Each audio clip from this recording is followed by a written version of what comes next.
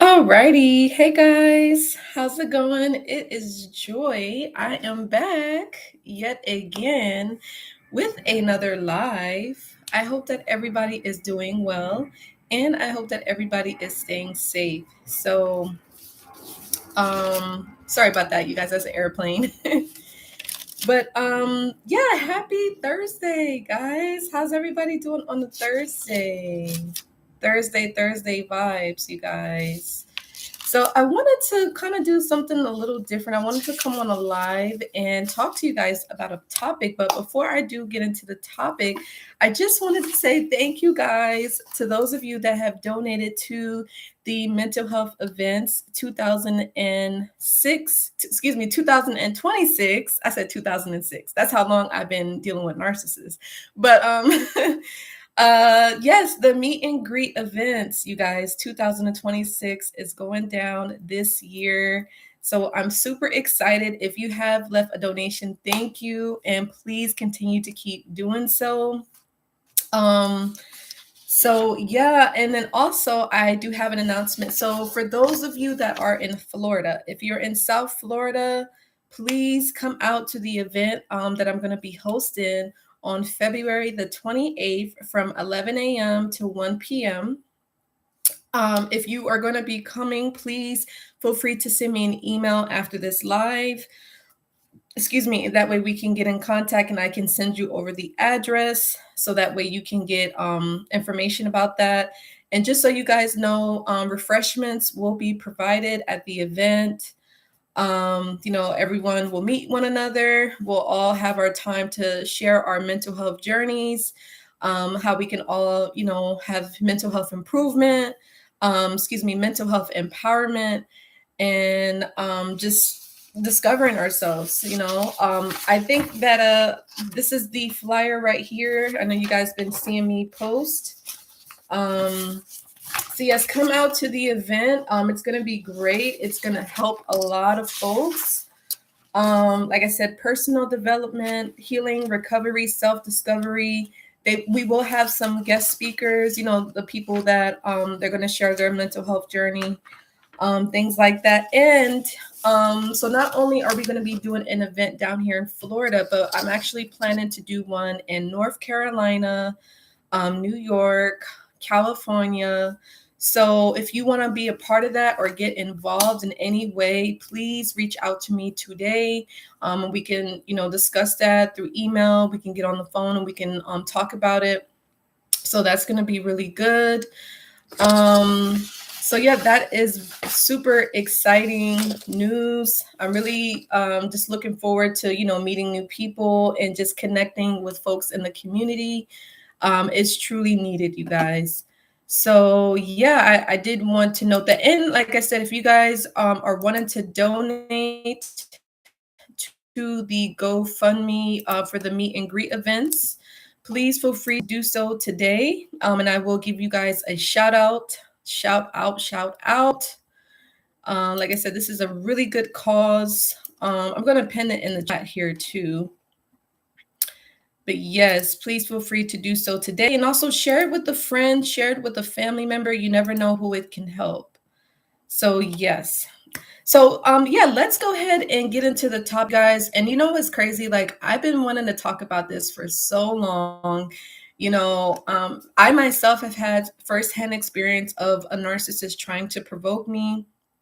The narcissist at the last job that I worked at, it was a female narcissist. And you guys, this individual literally tried to provoke me for a whole entire year, online and offline.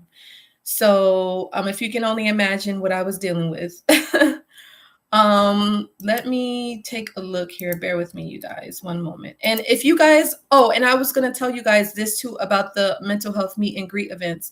So I actually got a suggestion from a fellow colleague. She's going to be hosting it, one of the meet and greet events with me out in New York City, which that's going to be super exciting. I haven't been in New York in a really long time.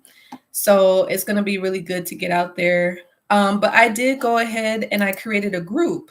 So for those that, leave donations, guest speakers, or just people that's going to be attending, you're welcome to join the mental health meet and greet events. You can get more information about what's going on, stay up to date, get acquainted with everyone. So that way, when everybody is together, it's just like, meeting a long lost friend, or, seeing an old family member, that kind of thing. That's the vibe, right? So the meet and greet group, it's a free Facebook group, by the way. All right. So make sure that you guys do join this today. And I'll pin that as well. Or actually, it only let me pin the GoFundMe, but no worries. I also do want to, let me see something here. I'm gonna put on my Facebook that I'm live. I wanna just let them know, hey guys, I'm live. Join in.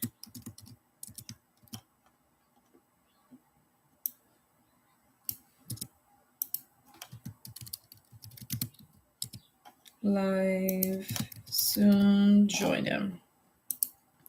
So yeah, follow me on Facebook, excuse me, you guys, and Instagram as well.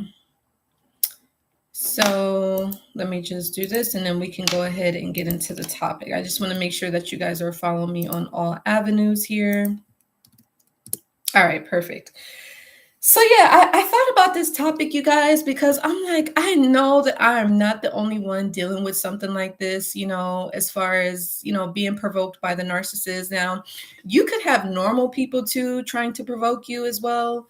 So, it's good to learn how to not get emotionally charged to where you have a reaction and you get yourself in trouble, or you do something that you regret, or you say something that you regret. Because, excuse me, a lot of the times when, let's say for instance, if it's a narcissist trying to provoke you, it's because, for one, they may want your attention. They could be trying to get a reaction out of you, or a response that, so that way they can point the finger and blame you for something. Or, it could be a thing where maybe the narcissist is like spreading lies or spreading rumors. And then they try to do something to provoke you behind the scenes, and so that way they can point the finger and say, look, see, I told you she was like this. Look, see, I told you he was crazy. Or look, see, I told you they were deranged, or things like that. So the reason why they provoke you is because they're trying to get you to do something that that kind of goes with their lies, right? That goes with their false claims, things of that nature. But I did want to pull up something here. Let me see. Now I know that my auntie too, she definitely would try to provoke reactions out of me too. Like when I live with my auntie, like I didn't realize it then, but now that I'm looking at it, I'm like, yeah, like that's pretty much like what she was doing. You know, and a lot of the times these narcissists try to get you to react, or they're provoking you because, a lot of the times they're miserable, they don't have anything going on, they're bored. They're trying to get people upset. They want to bring people down. They want to make people feel how they feel. So that's a lot of the times the reason why they do what they do as well, right? So you do want to kind of keep that in mind. So let me see something here. Narcissist likes to provoke a reaction. Yeah, and like I said, the narcissist that I worked with, the female narc, she tried it every day, y'all. Like I am not joking when I tell you this individual would follow me around at work, would follow me around on my breaks, follow me around on my lunches, wait for me outside at the job. Like that is not something that is like, oh, you joking, right? There's no way she could have did that. She literally did this every day. But she didn't just do it by herself, right? She definitely had other people helping her. And like I said, me, at first I was confused because I was thinking like, okay, well, maybe this is a coincidence. Maybe we just happen to be in the break room at the same time.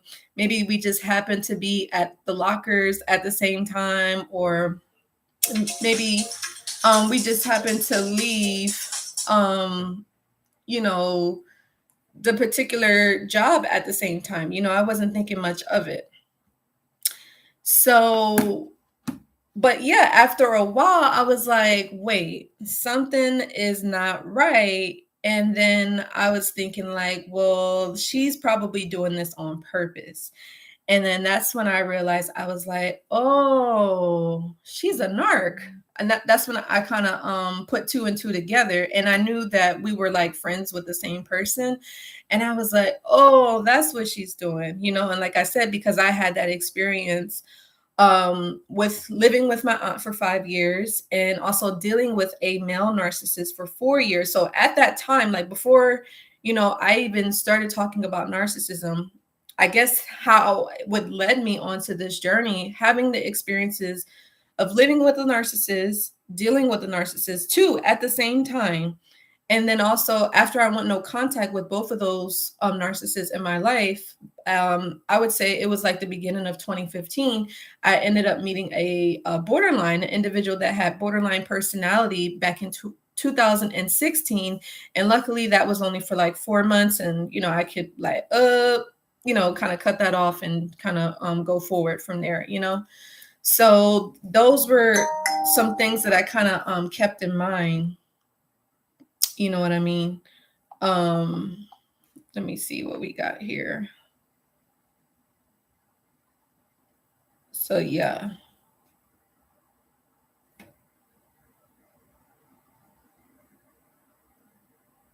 My bad, y'all.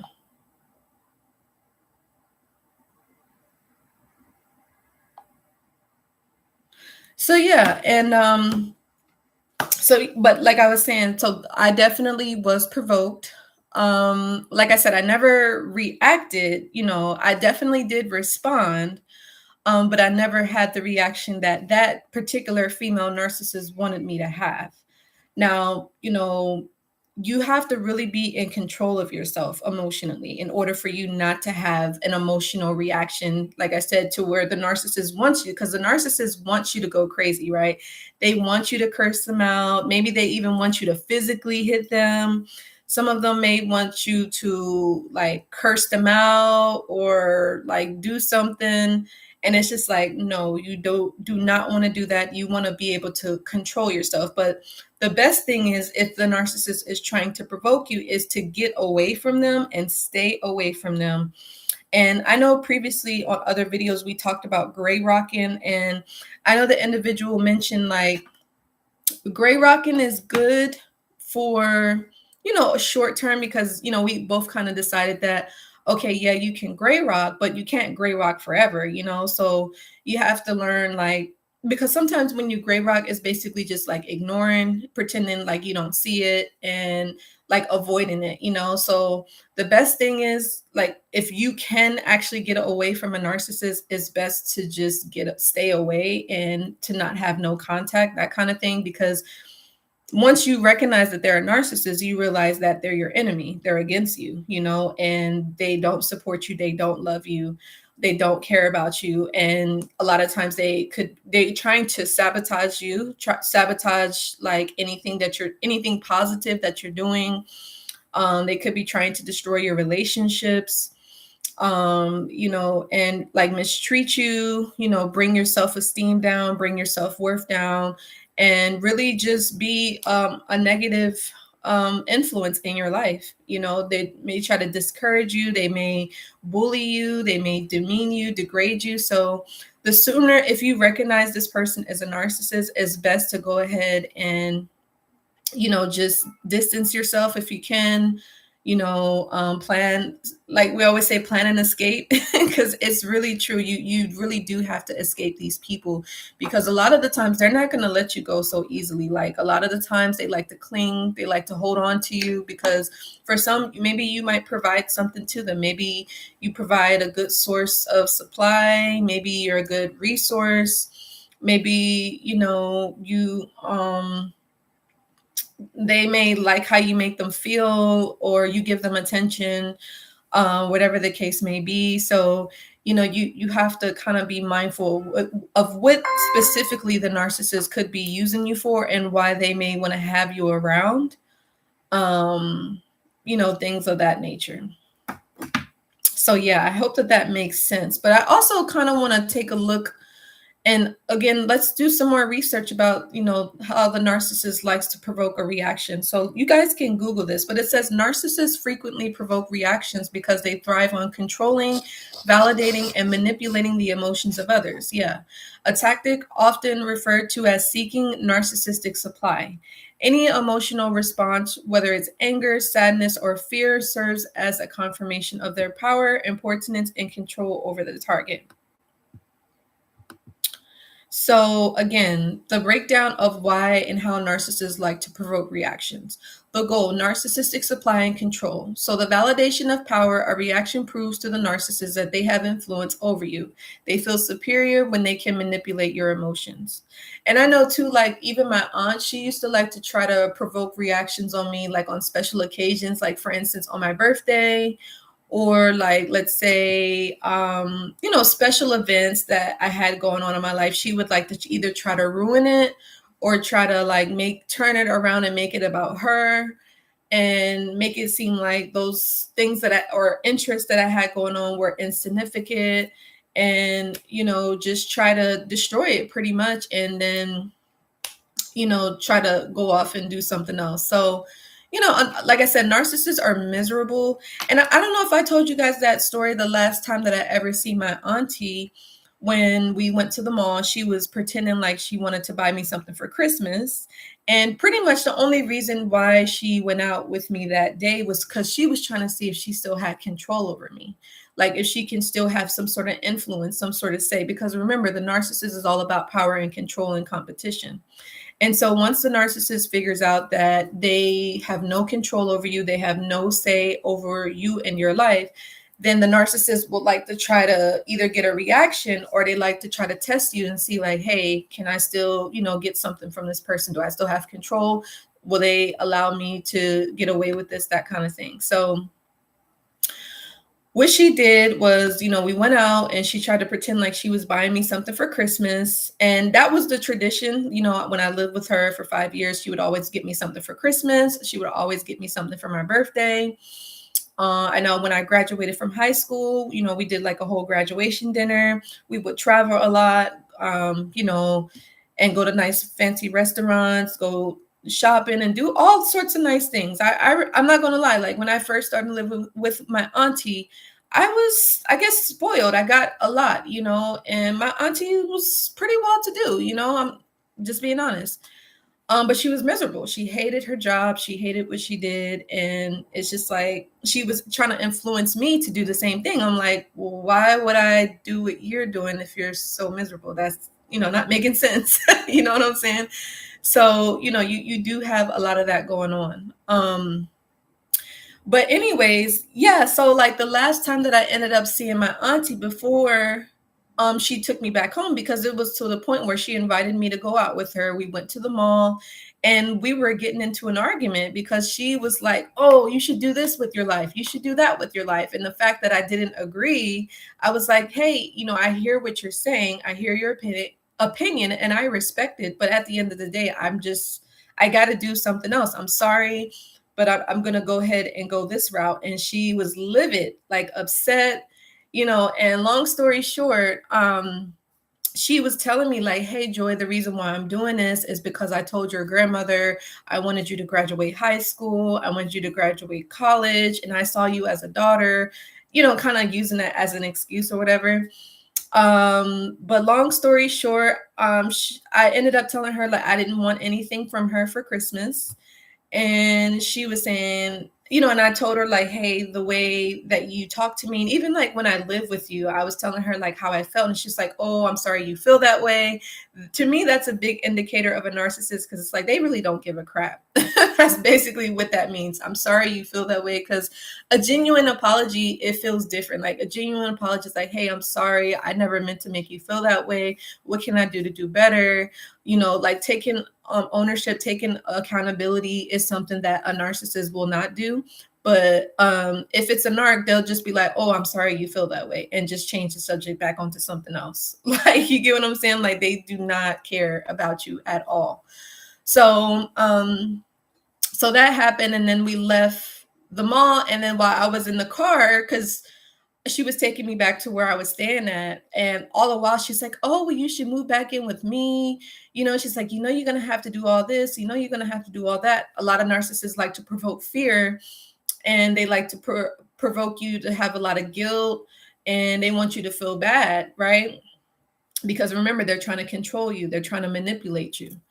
And but I just realized like how upset I had got at that time, because I was coming to the conclusion that my auntie did not care. And I'm thinking like, this is family. You would think you have a safe space when it comes to family, and sometimes that's not the case in certain family dynamics. And I just kind of just allowed myself to feel my feelings. And I remember I looked over to the left, because my auntie was driving, and she had a smile on her face. She was happy that, I was like in my feelings. So that just goes to let you know that narcissists, they like to provoke you to get a reaction. And it's just really sad that that's how it is. So that's just like an example of how narcissists like to provoke reactions. Or I remember one time, like on my birthday, like I think I was turning 25 at the time, and my aunt was like, oh, Joy, what are you doing for your birthday? And I really had no plans at the time, but she was like, oh, why don't you come out this way and we can go and have dinner and stuff like that, go to the mall. And I remember we ended up going to this restaurant. She picked the restaurant, by the way. You would think like if it's someone's birthday, you would be like, hey, where do you want to go? But she picked the restaurant. And then I remember I went there. It was like this Italian restaurant. And I looked at the menu and I was thinking like, okay, what am I going to order here? Because, I didn't really eat meat. Well, I'm a pescatarian now, so I eat more seafood than anything. But I have my ways of, making things work when it comes to my diet. But yeah, and so I remember it was like, oh, what kind of, like, what do you want for like your birthday as far as cake wise? And we looked on the menu, and then I was like, oh, I want that. And so, we're just talking and stuff like that. And then I think it was like a piece of cheesecake. It was a slice of cheesecake. It wasn't bad, but I remember my auntie saying like, oh, well, I hope I didn't ruin your birthday. And I'm thinking like, what hold on, y'all. Let me see. Give me a second, y'all.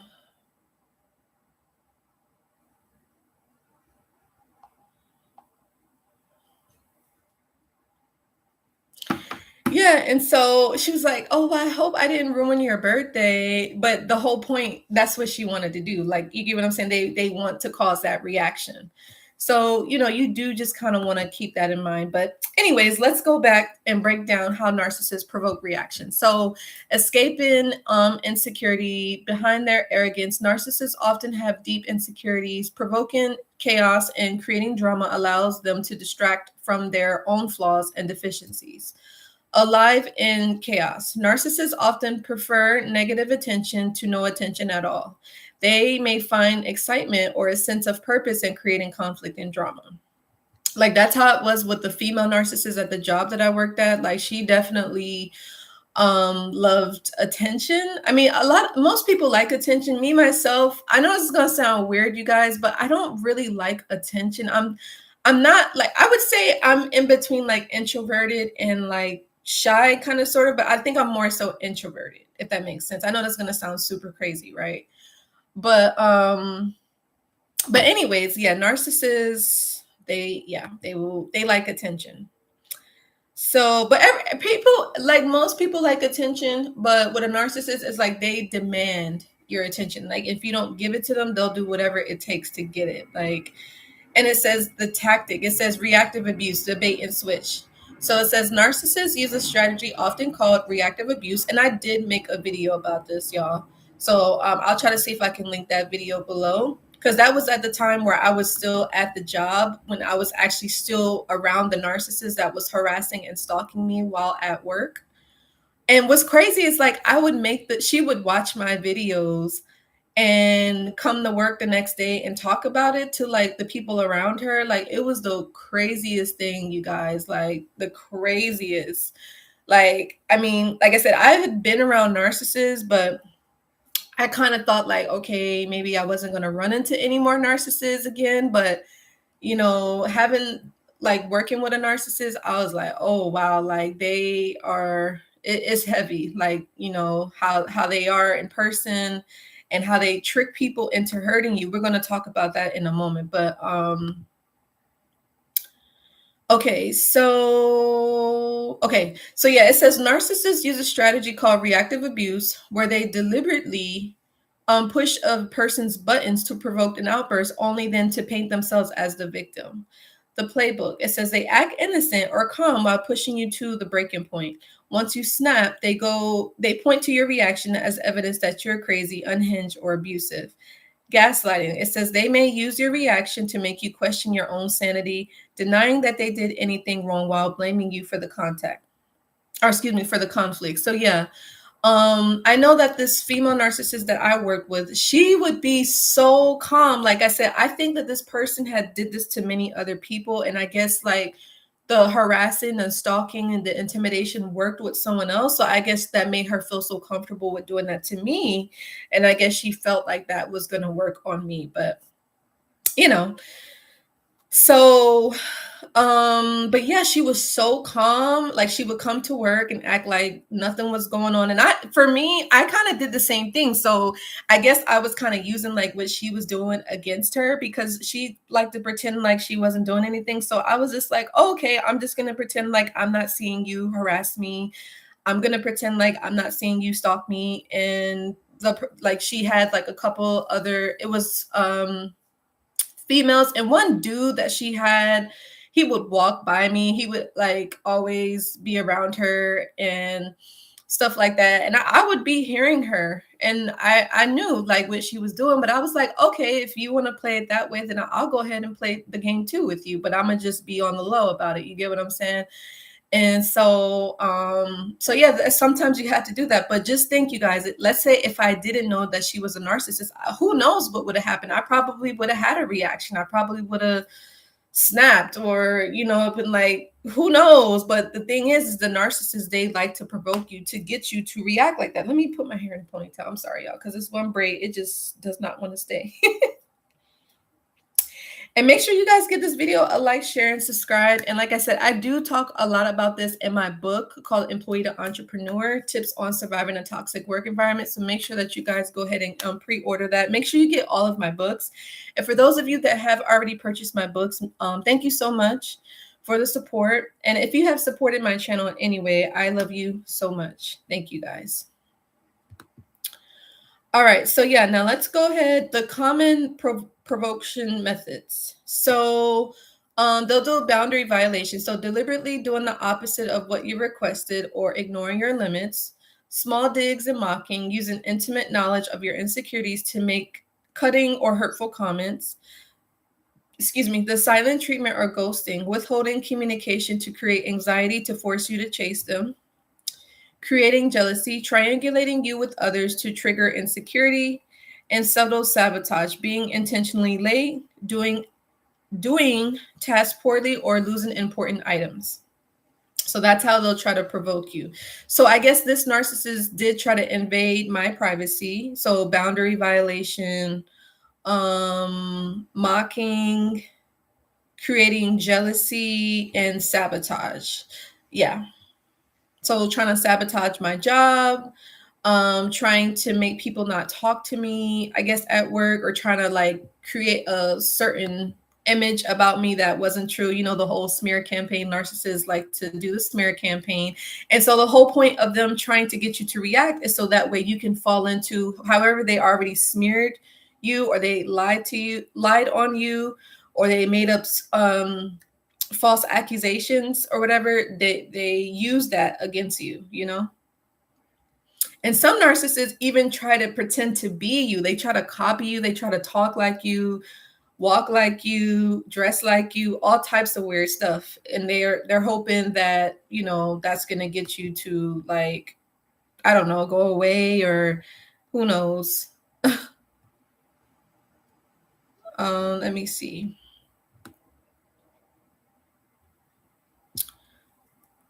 Let's take a look. All right, so how to handle provocations. So when a narcissist is trying to provoke. So again, and this is helpful because we talked about, you know, gray rocking, but you know, that's more of a short term. So let's talk about it. So gray rock method: become boring and unreactive as a gray rock. By not giving them an emotional response, you deny them of the supply they crave. Disengage and detach. Recognize their actions are designed to provoke, not to communicate. Do not defend yourself as this plays into their game.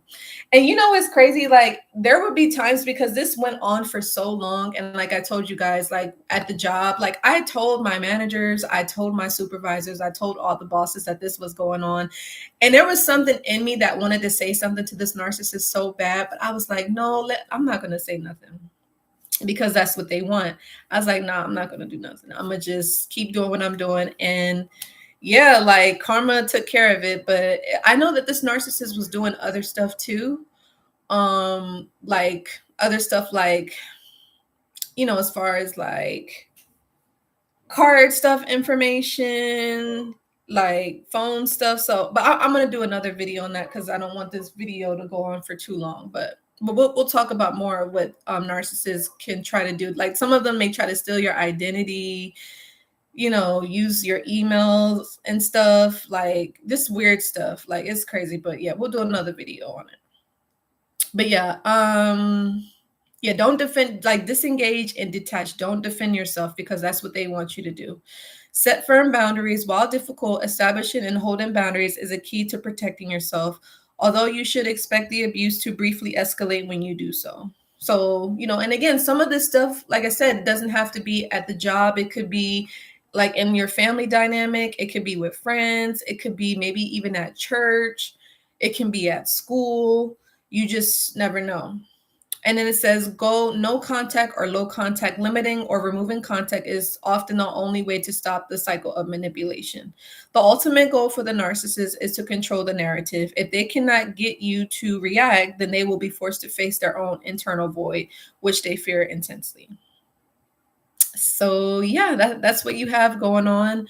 A lot of the times when the narcissist is trying to get you to react. And I wanted to talk about too how they will get people to, they will trick people into hurting you. So a lot of the times when the narcissist smears people, it's someone that maybe they're jealous of, someone that they fear, someone that they're competitive with, or someone they feel like is in the way. I don't know.